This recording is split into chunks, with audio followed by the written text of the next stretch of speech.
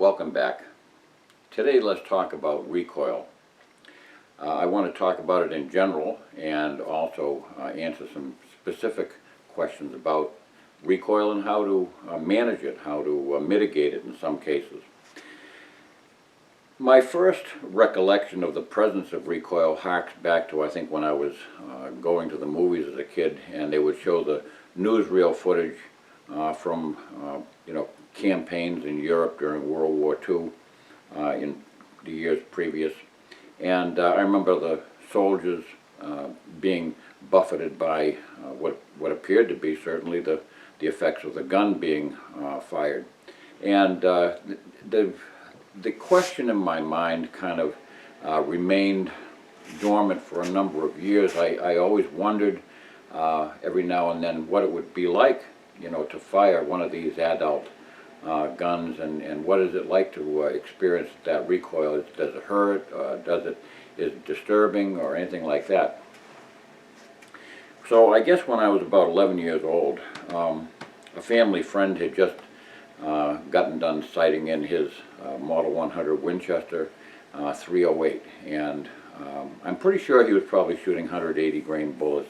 If I remember right, my father and he had a discussion about different ammo and stuff. But in any case, I remember sitting down at the makeshift bench that they had set up outside, and they apparently didn't reckon that I was only about 75 pounds soaking wet. I touched off that gun, and suddenly my world turned upside down and inside out. I was dizzied. I remember there was a big, great muzzle flash from, in the dim afternoon, in the overcast and the snow. There was, the effect on my cheek, on my shoulder. It was a combination of not only the brutal effects of the recoil, but it was also the fact that I was not prepared for what I was about to experience. I had just simply hugged the gun as hard as I could, and perhaps I anticipated it and maybe didn't hold it tight to my shoulder or whatever. Any number of things could have gone wrong at that moment, but they probably did. So I grinned. I said, "Gee, this is really," in my ears are ringing, my head spinning. In those days, you didn't have back in the late 50s and early 60s, people just didn't wear hearing protection. Sometimes guys would stick cigarette filters in their ears or something like that, or maybe they had a piece of balled up cotton that they'd stick in their ears, but really nobody even concerned themselves with it. So it was a combination of everything all at once: the muzzle blast, the muzzle flash, and the recoil sensation. All that together was very unnerving and upsetting. But nonetheless, I became very interested in rifles later on as I got older and stockier and heavier and everything. And I say I never became stocky until I simply put this on in the last 15 years or so. I was always a wiry kid, but I grew in stature to be able to handle recoil. But I learned that it was a progressive thing that one should work up to. So as time went on, I progressed towards heavier and heavier calibers, and that included my military time and things like that. So, but that's the way that recoil should be approached by anybody.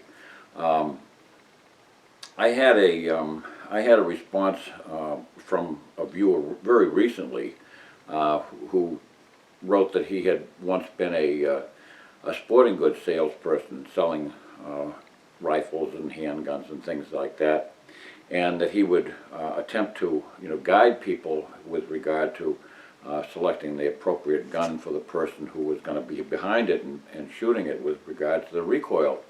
And he said that he really tried to dissuade a couple from purchasing a .338 Winchester Magnum. It was their very first rifle, but this couple was insistent he wanted to have a .338 Winchester Magnum. He thought that was the appropriate gun. And some days later, his wife and he came back to the store, and she was sporting 20 stitches from a scope cut from firing the gun once, and then they traded it in.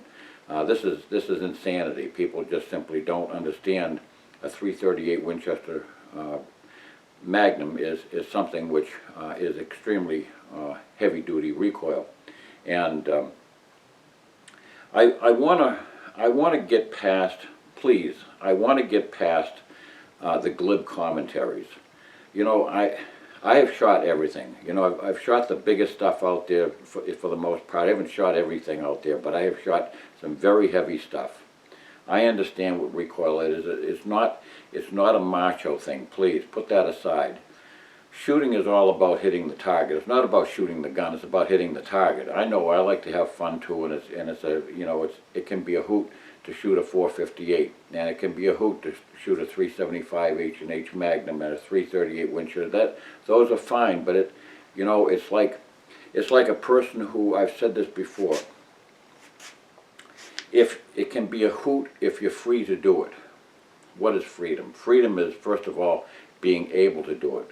I'm not free to play the piano, so therefore it's not a hoot for me to sit down at a cocktail party and start playing the piano. That's not gonna delight anybody, and it's certainly not gonna delight me. My mother could sit down at a cocktail party and delight everybody, and it was a hoot to listen to her play the piano. God bless her. For a person who is capable of shooting a firearm with any given amount of recoil, whatever that recoil level might be, it can be a hoot to stand there and shoot a rifle and to be able to knock over a gallon water jugs at 200 yards offhand with a big gun like that. But for the person who's simply doing it just because he wants to show off that he can shoot such a gun, despite the fact that he's not capable of hitting anything with it, that's not a hoot at all. That's simply being ridiculous. That's not an intelligent use of the skills that God gave us.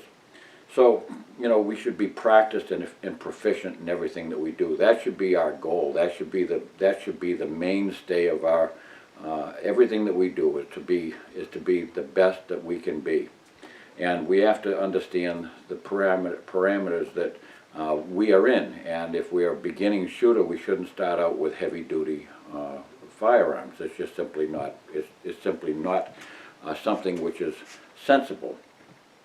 A beginning handgun shooter should not simply immediately go out and buy a .357 Magnum 2-pound gun and start shooting 140 grain full house loads.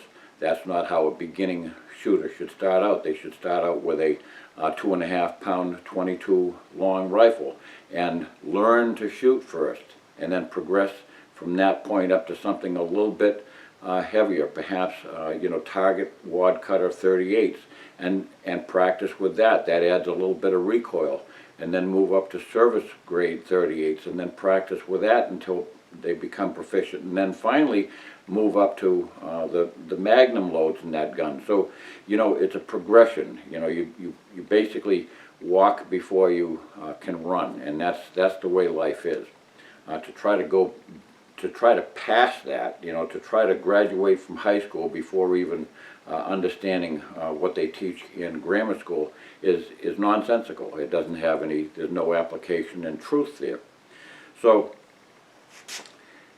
Sir Isaac Newton described the third law of physics as every action has an equal and opposite reaction.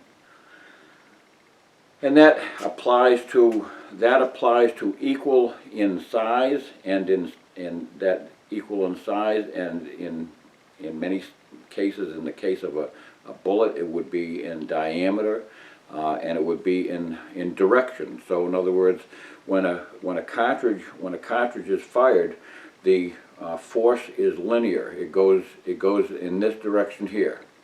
I don't want to be overly descriptive and everything, but it's important to understand that this is what you start out with. If you theoretically fired a cartridge that fired a bullet in this direction and fired and could propel another projectile in the opposite direction, that would be the consequences. Two bullets firing from the same point and going at the same speed in directly opposite directions. So everything works from that. With a firearm, you're basically adding weight to that projectile. The projectile is being emitted from the bore in this direction. The equal and opposite force is acted upon against a heavier is no longer equal. So when we talk about the third law of physics, an equal and opposite reaction, it means that it's no longer equal. This force here is being propelled out while this one is heavier and thus is resisting it. So resistance is the first key towards reducing recoil. The first resistance is quite obvious. It's the weight of the gun. And the more weight there is, the more that resistance is multiplied, and you'd be surprised how very little additional weight can affect huge changes in that resistance, because it's not directly proportional. There's always greater reduction in recoil effect through the addition of weight than there is, say, the transmission of energy on the other end. So, when you're shooting a rifle that delivers a ton of energy, say a 30-06 that's delivering a ton of energy, it does not require a ton of opposing force in order to reduce the recoil down to zero. You see what I'm saying? So, in other words, the ton of energy can be greatly mitigated down to 18 or 20 pounds simply by the weight of the rifle. Say an 8-pound rifle or something. Now let me give you some few figures here just to give you an idea. Now I have run across quite a number of different formulas through the years for measuring recoil and everything else, and most of these formulas calculate recoil velocity, in other words, the actual speed of the projectile, the speed of the bullet. Some of them even project the burning rate of the powder, and it goes on and on and on. They get to be very long, complicated formulas that are not easily remembered. They're difficult to calculate. They take a lot of time to convert into an actual number. Years ago, a late friend of mine, who was a great shooting aficionado, and I think I told you he was once a friend of the great Ned H. Roberts, who invented the 257 Roberts. He handed me a formula that I have used through the years. This formula comes out within about 5 or 6% of any other formula I've ever seen. In other words, some other formula might come up with 21 pounds of recoil for a given rifle, and this formula might come up with a recoil factor of 19.9 or something like that. What this, regardless of its actual accuracy, I think the most important thing is for somebody to be able to understand relative recoil. In other words, how does one gun compare with another? So just as we use relative numbers in all of our life, we come to understand what 78 degrees feels like. It feels like a beautiful day. If it's a dry day, 78 degrees feels perfect. We know that what an 85-degree day feels like. We know what a 98-degree day feels like. We know what a 0-degree day feels like. It's not because our body registers a particular temperature, but we become used to relative numbers. So that's how we deal with things in so much of our life. So this is not an exact calculus of recoil, and I don't purport it to be, but I have found it to be an extremely good way to measure relative recoil, and it's a very good way of keeping recoil, in a linear fashion. So I'm going to just put it up here, and you can see this is the basic this is free recoil now. Now free recoil is recoil that comes back without any, if the gun were hanging on two strings and it was just allowed to swing back of its own accord without your body weight behind it to resist it, or the sled that you're shooting it from. So where R equals the free recoil, you add the bullet weight plus the powder weight, and after you arrive at that number, you multiply it times the powder weight again, and then divide that by the firearm weight times 80. So in other words, multiply the firearm weight times 80. I usually start out with that first. So if you have an 8-pound rifle, that's 640. So you multiply, you take that number 640, just keep that number aside as a relative number, and if you work from there, then you develop this figure, and it comes up with the relative recoil, free recoil in pounds. So I'll leave that up there for a second so you can copy it down if you want to. And like I say, this is not, please mathematicians, don't be writing to me and telling me about recoil velocity and powder burning rate and all that stuff, because it's of no significance to what I'm trying to achieve here. You can go online and you can get all those calculators all you want, but this is something that you can commit to memory. It's very, very simple. Just take the bullet weight plus the powder weight. That number is multiplied times the powder weight. Then you divide that by the firearm weight times 80, and that's as simple as it gets. So what do you come up with? Well, if you have 8-pound rifles, now you know an 8-pound rifle, we'll just use that as a basic guide, because that would be a typical 7¼ pound rifle, perhaps with a 3/4 pound of scope and mounts on it or whatever. If you have a 22 long rifle firing 40 grain bullet, and that's basically just on average, it's a grain and a half of powder. By the way, a grain equals 1/7,000th of a pound, so there's 7,000 grains to the pound. That's how that works. And that formula, remember, one thing I failed to mention is that this is the weight of the firearm in pounds. So it's weight of the firearm in pounds times 80, whereas these numbers are all in grains. So with a 8-pound rifle firing a 40 grain 22 long rifle, you're basically dealing with a 1 pound of recoil. It's perceptible. You can feel some degree of recoil, but it's very, very little.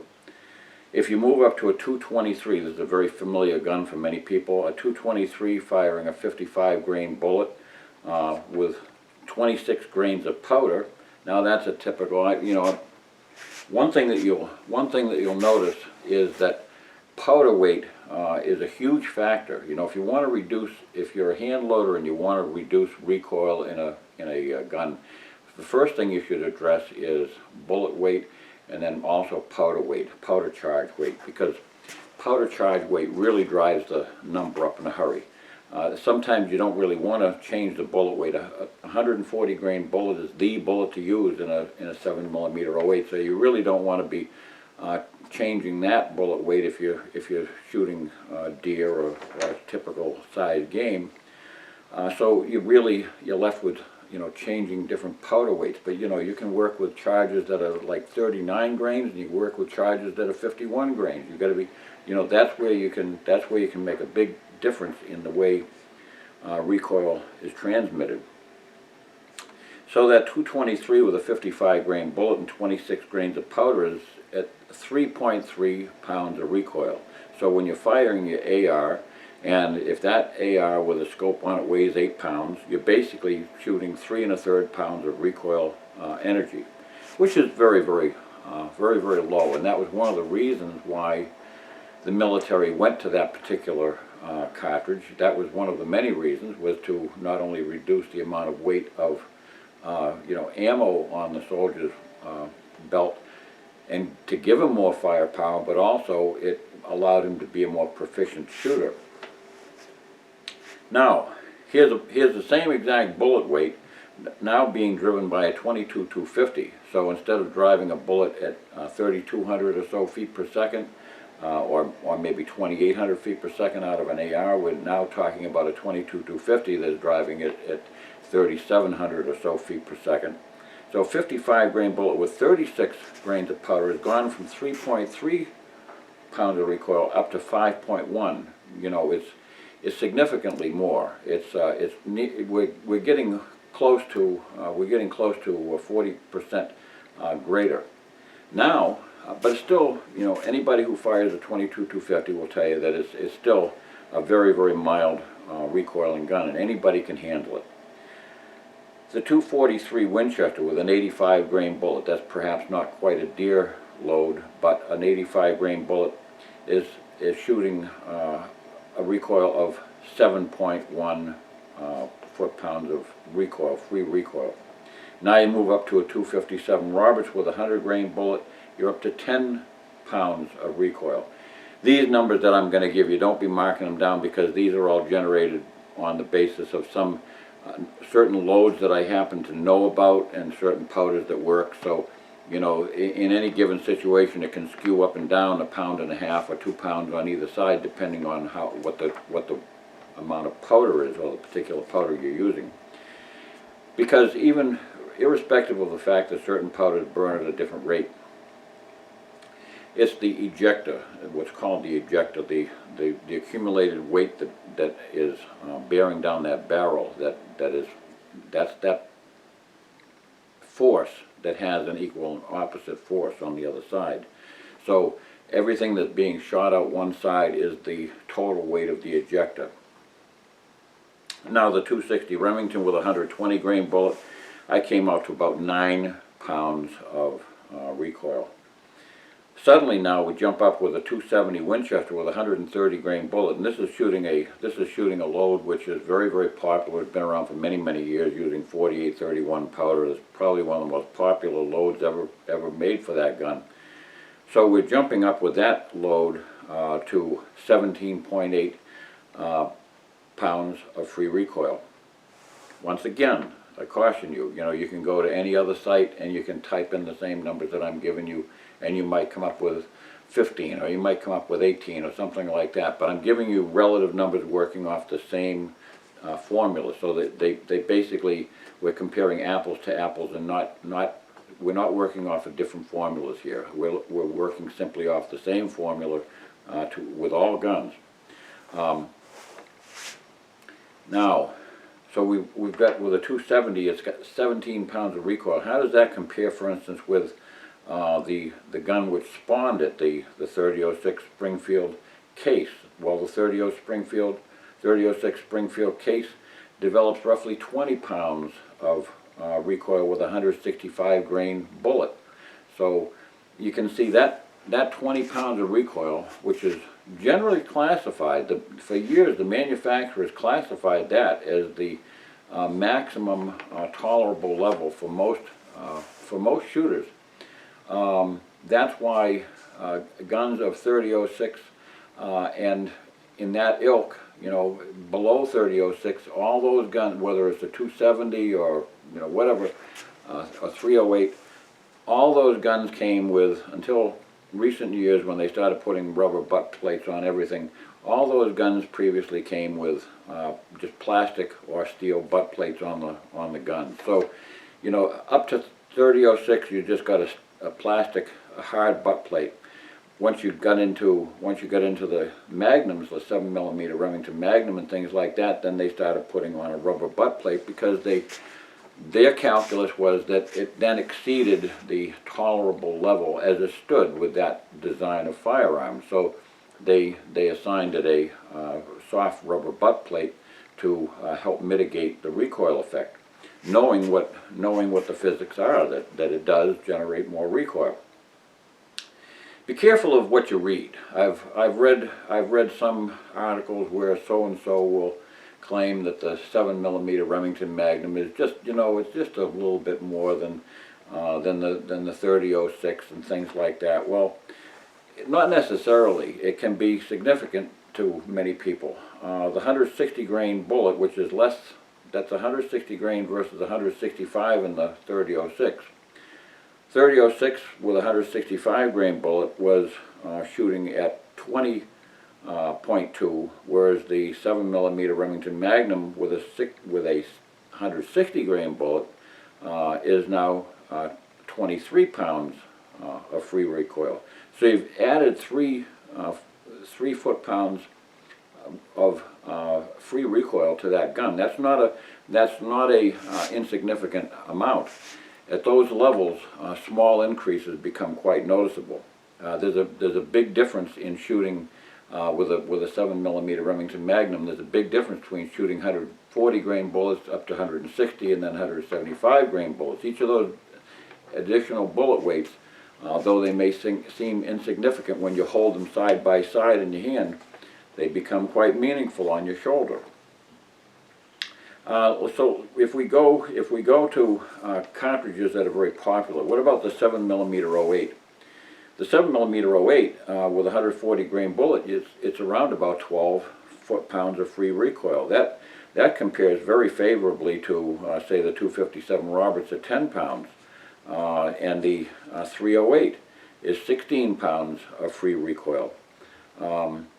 The 16 pounds with a 150 grain bullet. Now that's considerably less than the 30-06 with 165 grain bullets at 20, and so it goes. So I don't want to bore you with all these numbers, but just to give you an idea how these things fall into the scheme of things. So now we jump up to the 338 Winchester Magnum. Where is that? That's 34, almost 35 foot-pounds of free recoil. Most people, however, don't go out and purchase featherweight guns when they're buying 338s. And this gives you pause to consider before you go out and buy that nice Kimber mountain rifle in a heavy caliber. Understand what it is that rifle weight provides you. It provides you an awful lot of recoil mitigation, and it provides you a much more tolerable and easy gun to handle for those long range important shots that you need to make on those once in a lifetime big game hunts. If you take a 338 Winchester Magnum in the theoretical 8-pound rifle that runs at 34.4 pounds of free recoil, but you go up 10 pounds, that's not unusual with a 338, because you're adding usually a longer barrel. It's usually a heavier diameter, heavier, beefier barrel and stuff. So if you go up to a 10-pound rifle, you've reduced that 34.4 to 27.5, and even if you got a 9-pound rifle, it would be someplace in between that. And that brings it back not necessarily to what's called a tolerable amount. And see, when I'm talking about tolerable, I'm not talking about what you can sustain for recoil. That number can be way beyond what I call tolerable. Tolerable in terms of shooting performance is that level which a person no longer flinches and is able to deliver a precise, controlled shot without this thing in their head that's waiting for the recoil. Because I'll tell you, that thing in the head that's waiting for the recoil results in what's called commonly a flinch. I have seen so many people who, on YouTube and in person, who will, stand there and they'll be firing one shot after another with heavy recoil, and then on their last shot they didn't count their shots, because, and that's a key right there, because if you've only got a 4-shot magazine and you're not counting and you fire 5, that's how distracted their mind is. They're not even counting anymore. So it's not a very big thing to count up to 4. And so I've watched people count boom, boom, boom, boom, and then the barrel dives on the 5th shot, that phantom shot.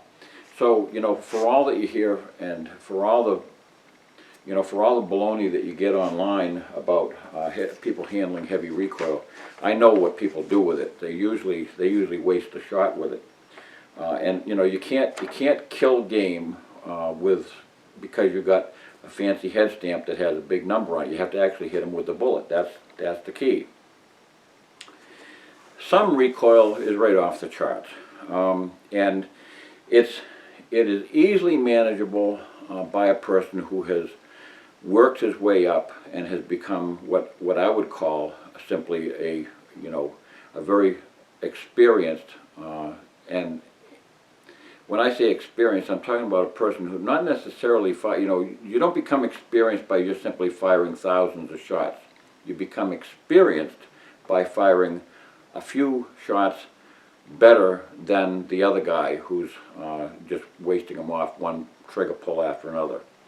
You can become very proficient by simply, and I've spoken of this many times, you can become very, very proficient by simply being disciplined and working up your calibers until you arrive where you want to, but always being disciplined, making sure that you're not developing a flinch, and making sure that you can call your shots. I'll speak of calling shots at some point later on, but basically calling shots is knowing where that bullet left the barrel. In other words, where that bullet, a person who can call his shots can tell his buddy who's watching in the spotting scope, I just put that one at the, in the 9 ring at 5 o'clock. And that's calling your shots. And he'll say, yeah, you did. It's exactly there. That's, if you've got an accurate rifle that shoots where you point it, you can actually call your shots. If you're not calling your shots, if you don't know exactly where that bullet left the barrel, then it means that you're flinching. It means that you're anticipating your shot, and you just simply, you know where that trigger is going to let off, so that's where you jolt and you pull the trigger and slap it back just to get it over with. I know that that's not you, so let's keep moving on. The 10-pound rifle is what really mitigates a lot of this. And if you take a 45-70 modern, the 45-70 has got basically three different standard, we call them standard loadings. There's the 45-70 trapdoor load, which is probably the one that's sold most often commercially because that one can be fired in anything. And that load differs from what's called the lever action load that can be fired in, say, the Marlin lever action, and that differs from the so-called modern rifle load that can be fired in, say, a Ruger number 1, that is a single shot rifle that, or bolt action rifle that can handle that the hottest pressure. So in a so-called modern with a 325 grain bullet, a 45-70 is shooting it with an 8-pound rifle. That's some of your 45-70s are fairly light. You're talking about 38 pounds of recoil. If you go to a 10-pound rifle, you can bring it down to 30 pounds of recoil. That's not insignificant. That's quite a belt. It's less than the 375 H&H Magnum, which delivers 35 pounds of recoil, but it's still quite evident. I have a friend that has a H&R Handy rifle. That's one of the break action 12 gauge shotgun, and that gun basically weighs about 6 pounds. Let me tell you something. You know it when you're firing that thing. I haven't figured out I'll have to, just now that I'm reminding myself, I'll have to figure out the recoil on that. It's unbelievable. And I've had a couple of inline muzzle loaders that can do the same thing. Very, very light guns. So beware of extra lightweight guns when you're dealing with big bore diameters and lots of powder. The 458, we'll cap it off with the 458 Winchester Magnum with a 500 grain bullet, and that's, if you fired it out of an 8-pound rifle, that would be 51 pounds of recoil, compared to a 30-06 at 20 pounds of recoil. So you can see where that goes. That's a tremendous amount of recoil. Even if you bring it down with a 10-pound rifle, a 10-pound safari rifle without a scope on it, and it's not necessary to put scopes on such rifles as that. You shoot them with express sights simply because everything is done very fast, up close. You need the widest field of vision to see not only is that guy charging you, but that one over there is charging you too. I've never done that sort of thing. I just don't have that kind of, I don't have that facility in the bank, but I know how it's done. You're dropping only down to 40 pounds of recoil. So there's also recoil factors with handguns. Handguns handling guns from your fist is different than your shoulder. The type of cumulative, I should say, the distress factor is totally different. It's not so much pain with a handgun as it is just simply the sharp upward recoil, being able to handle it, and things like that. Because you know your arm becomes the greatest mitigating factor. You know, everything bends, everything is able to accommodate recoil much better than it does off of your shoulder. And we'll talk about those things too. But if you were to measure, if you had theoretical 2.5 pound handguns, you know, a 22 long rifle is practically nothing. It's 0.3 pounds, just a third of a pound roughly. The 9mm Luger with a 115 grain bullet, you're talking about 3.5 pounds of recoil. The 38 Special with a 125 grain bullet, you're talking 4 pounds of recoil. The 357 Magnum with a 140 grain bullet is 11 pounds of recoil. The 40 Smith & Wesson is 4.5 pounds of recoil, so it's very similar to the 38 Special. But you know, even though it's actually firing a heavier bullet, the recoil isn't much different than a 38 Special, and that's why the 40 Smith & Wesson became so popular with police departments very swiftly, because the recoil factor from their the previous service loads that they were using, 125 grain service loads that they were using, and this is not a plus P load, but you know, they were dealing with actually less recoil with the typical 40 Smith & Wesson. So that's why, one of the reasons why it became very popular in a hurry. The 41 Magnum with a 220 grain bullet. This is serious powder, because you know, before we were talking these other loads, we were talking, you know, 5 or 6 grains of powder. Except with the 357, you're talking 14.5, like 296 ball powder or something. But you know, you're suddenly jumping up to 24 grains of powder. That 24 grains of powder with a 220 grain bullet out of a theoretical 2.5 pound gun. Now you're talking about 24 foot-pounds of free recoil energy. Where does that fit in with regard to rifles? Well, it falls in between the 30-06 and the 300 Winchester mag at 28. So that's a lot. Anybody who thinks that the 41 Magnum is small potatoes, out of a 2.5 pound gun, such as a Blackhawk or something with a shorter barrel, that's the kind of recoil you're getting, relatively speaking, compared to other guns.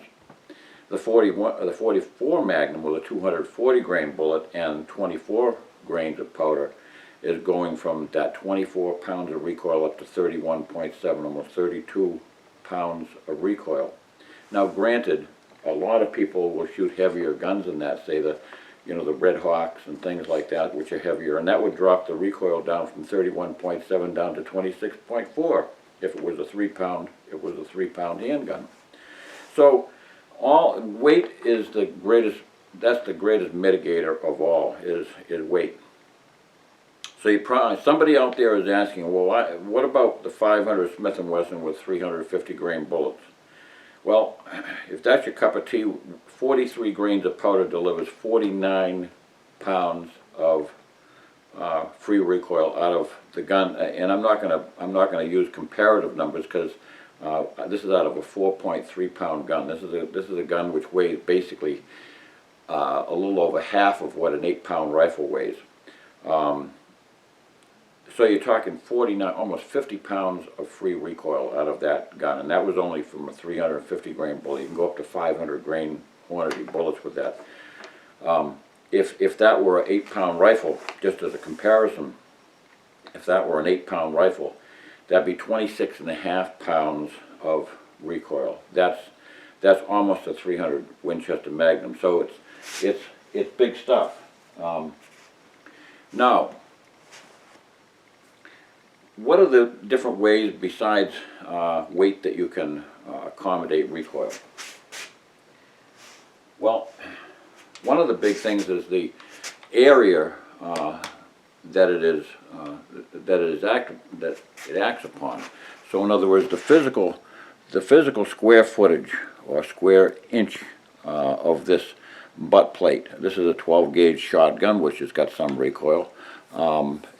But the size of this butt plate, the area that it occupies, that is the next significant factor. The greater that area, and the more that is distributed around your shoulder, the more comfort you will have in shooting it. And it doesn't change the free recoil. It changes the comfort level because it distributes it, rather than, you know, if you could just imagine that your butt plate was the same diameter as the 12 gauge bore. In other words, a 12 gauge bore, and that was your butt plate against your shoulder. You know, that would be very, very uncomfortable to shoot. I'm quite sure it'd be sufficient to penetrate you. So, you know, the area is the one thing that really can reduce recoil. That's something that can be incorporated along with other things that will distribute that recoil effect. You can get, for instance, PAST recoil pads. They're very thin. They've got a fiber pad it's somewhat resilient, but the most important thing is not so much that it's cushy. It doesn't squeeze down that much. It's not that. It's the fact that it distributes the recoil around a larger area because it's got some firmness. So basically, the whole pad is pressing against your shoulder. And that's a good pad for somebody who's shooting heavy recoiling guns like a 338 or something like that. That can get generally, you know, can become harmful to your, to your body tissue after a few shots because, you know, with a thin jacket on or something, there's really very little protection. You can be bruised, and bruises, you know, can be something greater than simply discoloration. You can have serious issues. You can have shoulder issues later on in life and everything else.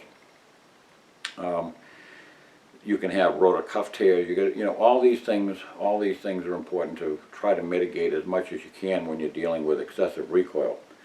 If you're dealing with recoil at a shooting bench and you want to get your shots off and do your practice shooting and check your loads out and everything, the very best thing you can do is to simply get yourself a bag of lead shot. You know, you can go to the sporting goods store where they sell lead shot for hand loading for shotguns, and take some lead shot. You can if you really got a big gun, you got a 460 Weatherby Magnum or something, put that whole 20-pound sucker right in front of your shoulder, and then you have no trouble whatsoever. Now you've got yourself basically a 30-pound gun, and that's going to really reduce the recoil. But that also increases the distance from your eye to the scope. So it becomes it helps you because you're not going to be getting a scope cut sitting there at the bench. But it also means you have to somehow, you know, your scope exit pupil is going to get smaller. You're going to be looking down through a very small hole, but you'll still be able to see your crosshairs. But that's something that you can do to help mitigate recoil for when you're just basically sighting in a gun and working up loads. Obviously, that's not what you're going to be. You're not going to be carrying a 20-pound bag of shot under your jacket when you're going shooting. But you can do things like that, anything like that, to help add weight and distribute the recoil sensation around your shoulders. The next thing that becomes important, and I think most gun manufacturers these days have pretty well got the physics in a better condition than they had some years ago.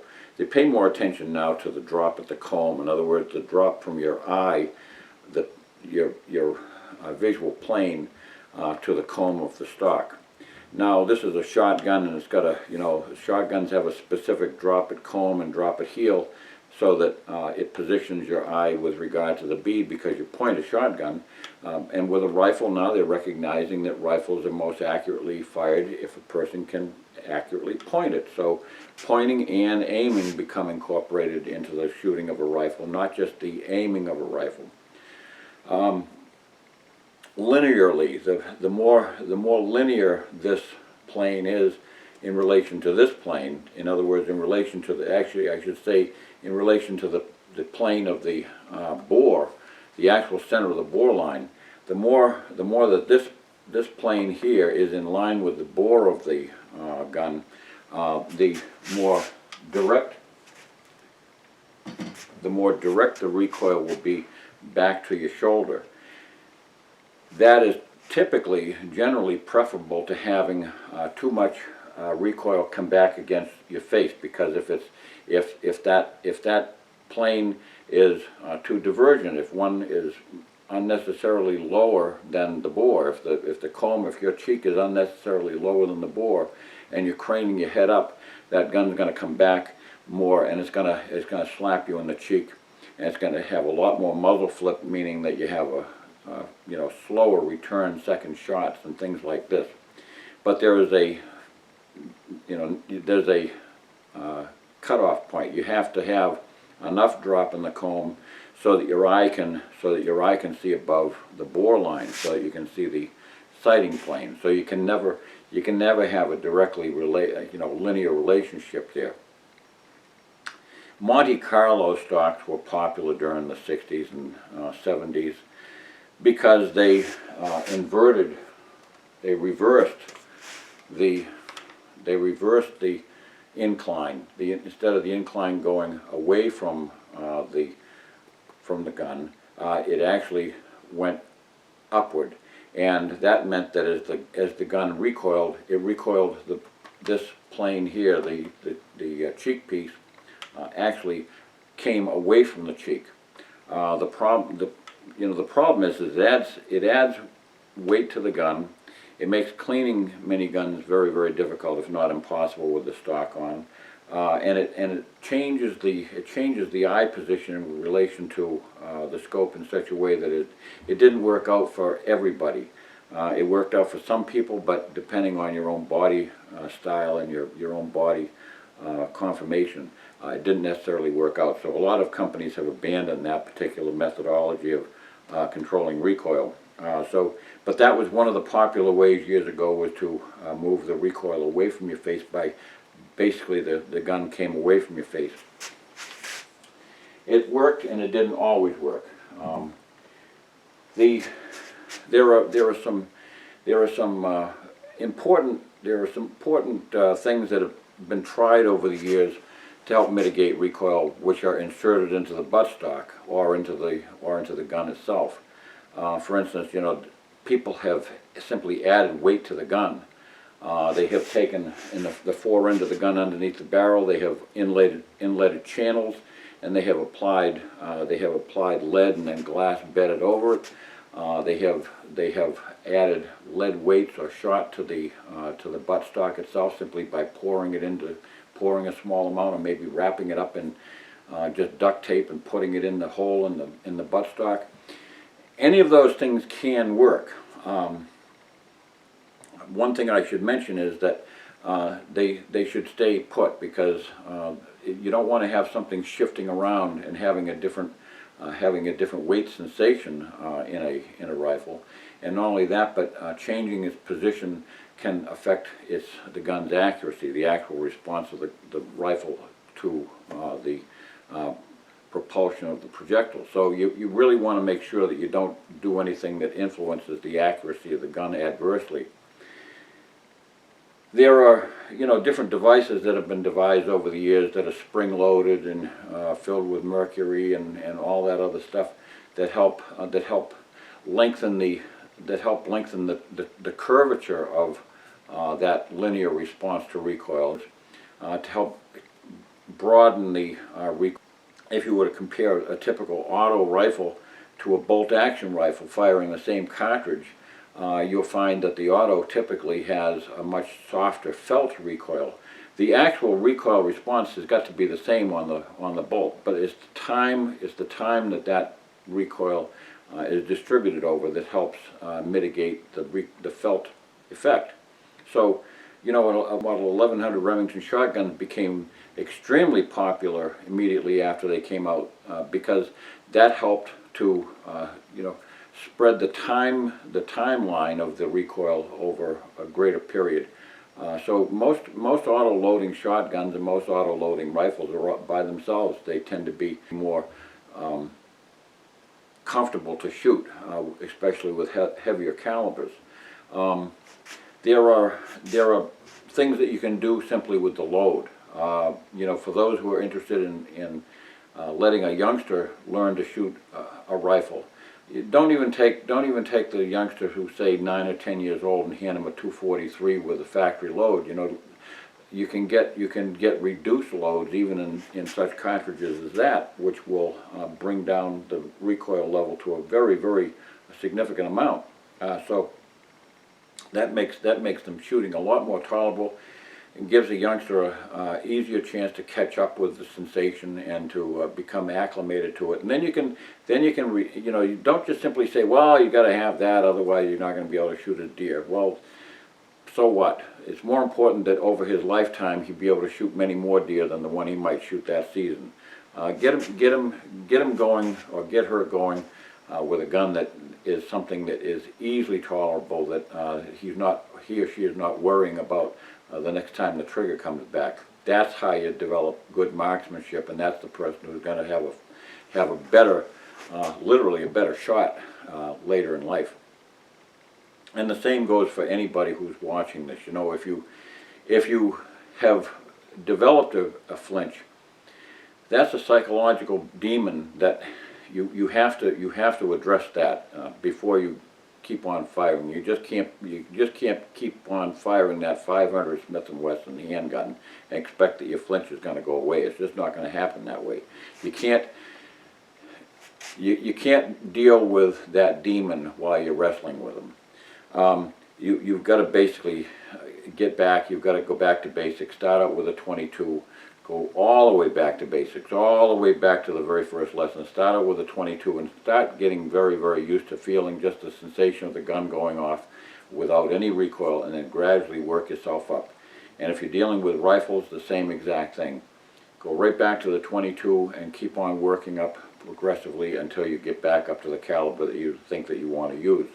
But you know, most people that I have, in my own personal experience, it's not unusual for people to, especially those who are not necessarily familiar or who have not been acclimated to firearms in their earlier in their life. It's not unusual for them to become fascinated by the idea of having a Magnum gun, and that's the first gun that they start shooting. They've never even shot a 22 in their life, but they get themselves a 300 Winchester Magnum just because the guy across the street got a 300 Winchester Magnum. And you certainly don't want to have less than that guy, because he blabs all the time, and he's gonna tell you the time of day if you have anything less than him. So, but that's the thing that a real man has to do. A real man has to know what he's made of, and he has to deal with that. Don't worry about the other guy. That's not the real man. The real man is the one who can face up to who he really is. It's a humility, not hubris. Okay, so. Tackle recoil on a logical level. Understand what it is first of all. Understand how to mitigate it by selecting the appropriate rifle. You know, if you're interested in very accurate shooting, watch some of my videos that talk about dealing with, I should say, using some of the very highly accurate and very good calibers that are fabulous for deer hunting. You know, if you're a deer hunter, that's where the vast majority of all our hunters live, is in deer country. And if you don't have to have heavy calibers to take such an animal. The 243 has been a very big seller in the deer hunting world. It's the biggest seller of all outside the 308 Winchester. And most of the people who buy it are not varmint shooters. They're actually just deer hunters. Yeah, I shouldn't say just deer hunters. That's its primary game is the white-tailed deer, or even the mule deer. So, you know, don't ever feel as if you have to have a big diameter bore and you have to have a lot of bark and a lot of recoil and burn a lot of powder to take deer. None of the Magnum is necessary to take deer. I don't care what the range is. It's absolutely unnecessary to use a Magnum to take any deer. But always try to understand recoil before you have a bad experience, because once you develop yourself a flinch, it's extremely hard to get rid of it. You know, bullet weight is a big factor. If you're sensitive to recoil, if you're starting out a youngster with a 243, if one of the things you can also do is reduce the bullet weight. So using high grade, deep penetrating 80 grain bullets in a 243 would be preferable to using a standard 100 grain bullet in a 243, because that will reduce the recoil level markedly.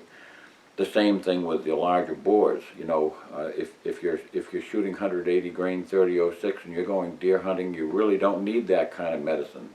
150 grain bullet is more than ample for deer at virtually any range that the average person is going to take a white-tailed deer. 150 grain bullet.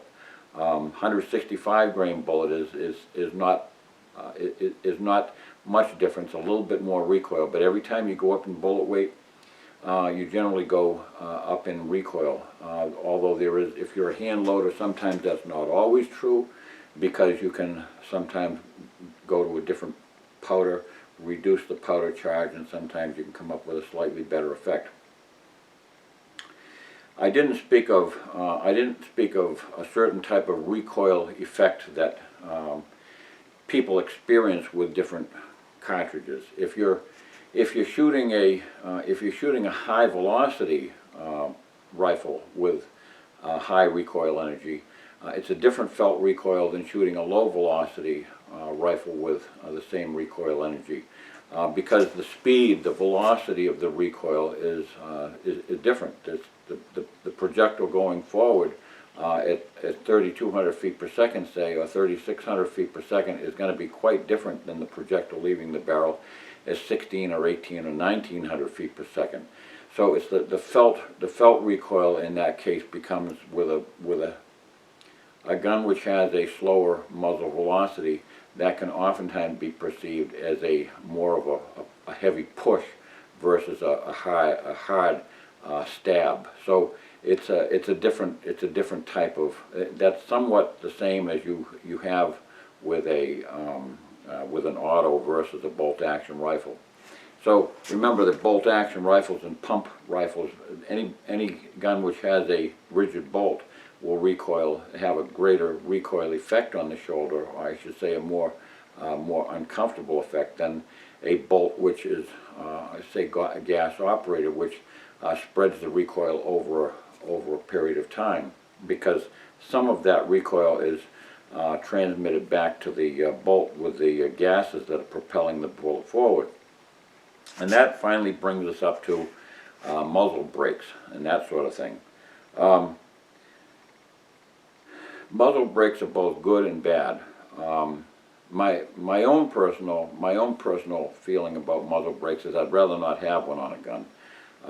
I had a 30-06 years ago that had a muzzle brake, and I can tell you what, a lot of the you know, my deafness and ringing in my ears is probably attributed to that. Muzzle brakes, they basically direct gases from the side of the barrel toward the side, and often slightly to the rear, and that basically pulls the gun forward. So is at the same time that the gun is being forced to the rear, those gases being propelled out the muzzle of the barrel are pulling the gun forward. So it helps to mitigate the recoil, because it's actually like a, you know, there's a push and pull effect at the same time that the gun goes off. They're very effective. You know, some cartridges simply become tolerable to some people by using a muzzle brake, because it helps you know, mitigate the recoil to a great degree. It doesn't change the recoil energy, but it does divert some of that the gas pressure to be used basically as a jet port to pull the gun forward, to propel the gun forward and away from your shoulder. The bad thing, as I say, is that many people find the noise level, a muzzle blast, to be simply intolerable.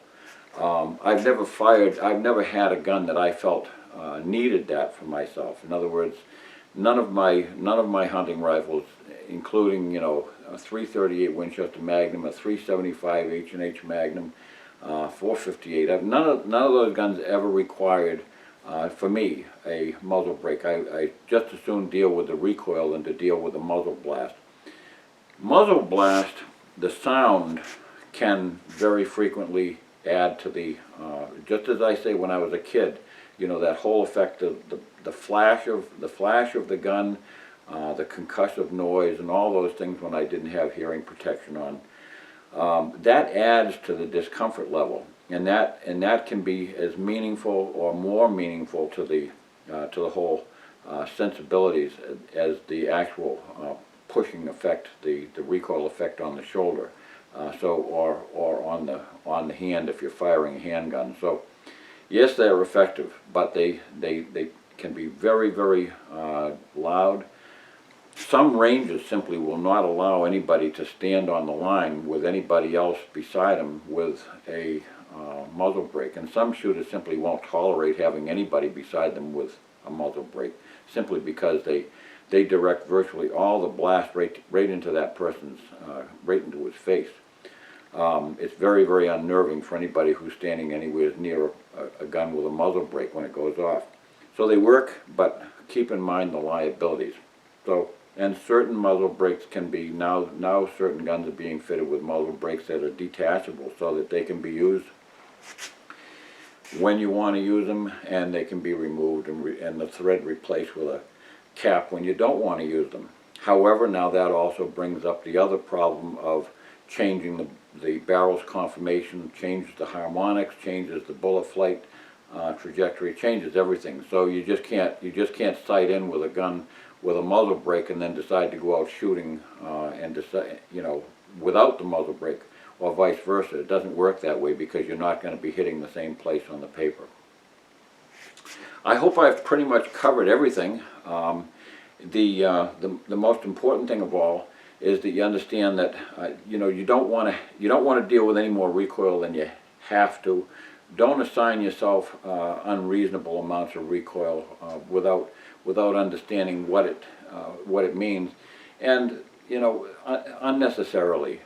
You know, having more is not better when it comes to recoil. The most important thing is for you to learn how to shoot precisely, to be able to put whatever bullet it is, to be able to put that bullet in the place that's most effective.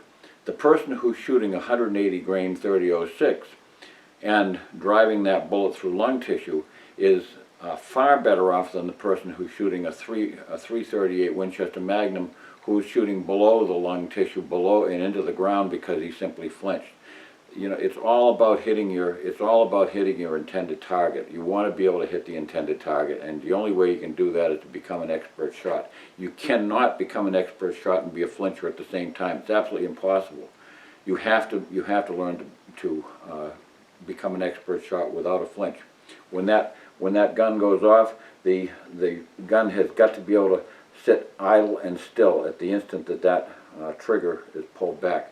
If you watch my video on how to you know, align sights when you're shooting, and target picture and things like that, you'll understand what I'm talking about. It's very important for that gun to be exactly where you want the bullet to go at the precise time that the hammer falls or the firing pin drops.